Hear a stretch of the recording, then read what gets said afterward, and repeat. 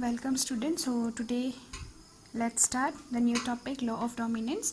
Law of dominance was postulated by Mendel, and according to that law it states that the characters are controlled by discrete units called factors, which are now called the alleles, and the alleles occur in pairs. Out of the two alleles, one of them act as a dominant one, which is expressed, and other, which is not expressed, act as a recessive allele. Now, the dominant allele is designated or assigned by the capital letter, while the recessive allele is assigned by the small letter. Now, let's see the monohybrid cross, which we have already studied in the earlier class. Now, this capital T is used for denoting the dominant parent, and the small t is used for denoting the recessive parent. Now, if we first of all don't consider dominant and recessive trait here, then let's see when in F1 generation, when the first cross is done, the first offspring produced shows a phenotype of the dominant parent. That is, the tall phenotype is shown. That means the tall is the dominant character and the character which is not expressed is the dwarfness. So this is the law of dominance. That is the law which states that the character which is expressed is the dominant character and the character which is not expressed is the recessive character. Next comes to the law of segregation. Now the law of segregation states that two alleles of a gene controlling each character stay together in the individual, but during gamete formation they separate or segregate from each other. That means now again in this cross, when the F1 generation is formed, this is showing the phenotype of the dominant parent, but here what happens, the recessive character is not expressed. Again when selfing is done in the F2 generation, we find that tall and dwarf parents are obtained in a 3:1 ratio. That means somewhere this dwarf character small t has been present in this particular offspring. It is not expressed, but it remains hidden, and whenever gamete formation takes place, then during gamete formation it enters into the gamete so that it can be expressed during the F2 generation. So this particular concept put forth the law of segregation. And since only one particular character or trait enters into a single gamete without any contamination, that's why this is also known as the purity of gametes. So these are the two basic laws, law of dominance and law of segregation, which we have studied based on this monohybrid cross. Okay. Now next study some mathematical substances. First is the law of probability. To finding out probability, we have to go through the formula, that is the number of particular outcomes of an event divided by the number of possible outcomes of an event. Now you have already studied about probability in school level mathematics, so we will just apply this one. Now probability value always ranges from 0 to 1. Now suppose in a homozygous tall plant, capital T, here the probability of obtaining T gamete is 1 by 1 because the number of outcome is 1 and possible outcome is 1. That is capital T, only one capital T is present. So 1 by 1 it is total 1. Similarly, the probability of small t is 0 because there is no small t present in this parent. That's why it will be definitely 0. Now in a heterozygote parent, again the probability of occurring capital T is 1 by 2. That is the possible outcome is 2 and particular outcome is 1. 1 by 2, that is 0.5. Similarly for small t also it will be 0.5 because here capital T, small t both are present, so both will have the probabilities of occurrence.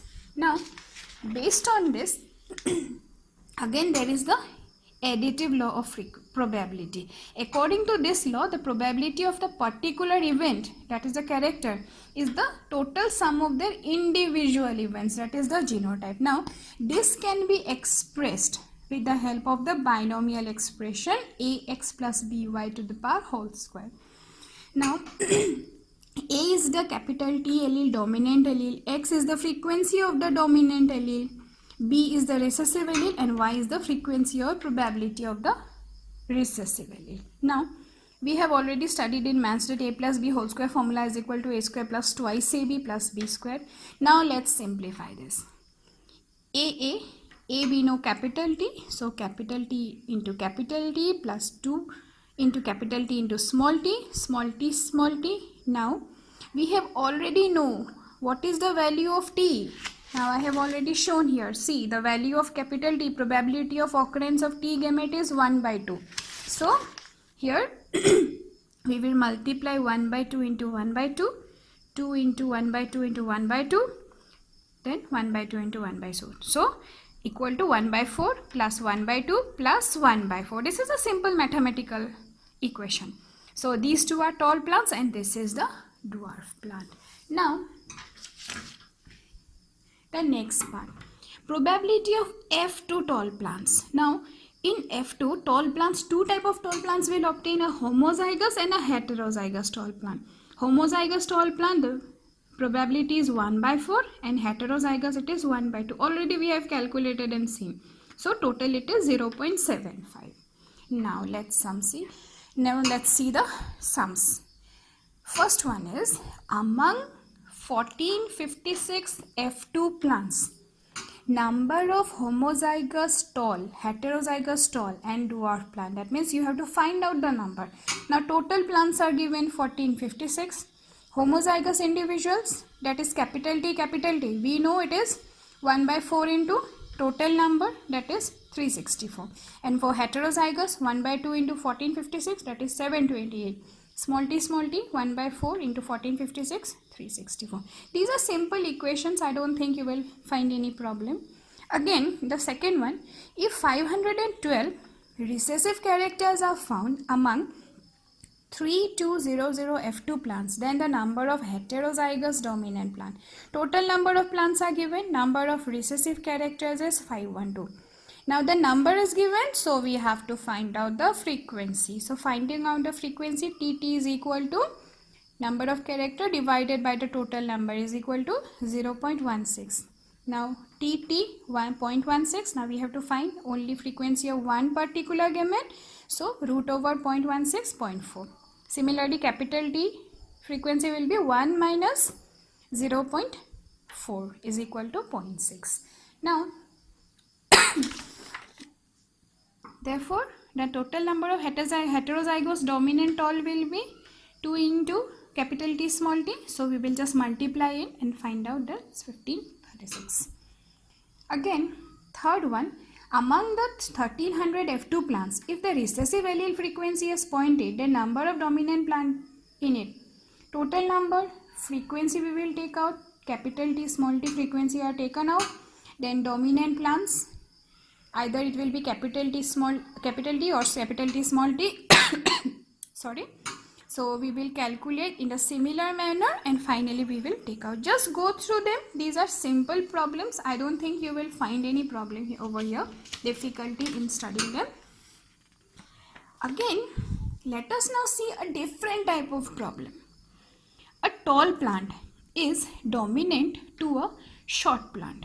If all the offsprings of the cross are heterozygous, what were the genotype of the parent? Now, the main thing is that the offsprings are heterozygous. That means here we will directly, these type of questions often come in objective part. That's why you don't have much time to think about it. So easily we have to do. We will first of all prepare the checkerboard, and in the checkerboard directly we have all offsprings heterozygous. So we will put all the offsprings heterozygous. Now let's go to the parents. What are the parents? If these are capital T, so definitely here parent should be capital D. Here also capital T's are present, so there will also capital D has to be there. Small t for that here parents are, gametes will be small t. Therefore, the genotype of the parents will be capital D and small t. Okay. Similar problem is again there. A round seeded plant is dominant to a wrinkle seeded plant. What parental genotype will produce offsprings that are 50% homozygous dominant and 55% heterozygous? Round wrinkle, again checkerboard is prepared, 50% dominant, 50% recessive. So once we prepare the offspring, we can easily find out the parental genotype. Okay. These are simple. This is also again another question. If out of 100 offspring, 74 are purple flowered and 26 are white, what are the probable genotypes and phenotypes of the parents? Now you see, out of 100, 74, 26. That means we can assume that this is approximately equal to 75 and 25. That means 3/4 and 1/4. So while preparing the checkerboard, we will put capital P, capital P, capital P. 75, that means 3/4. So in 3 boxes, in the Punnett square, 3 boxes will be capital P and 1 strictly it will be the recessive genotype. So after getting this, we will put the gametes and now it becomes easy. And we know that if a cross is done between two heterozygous parents, then definitely it will be, ratio will be 1:2:1 or 3:1. So these are simple problems. Go through them very well, study them very properly, and well, I don't think you all are good students. You will have any problem. Anyways, if you have any difficulty, just consult.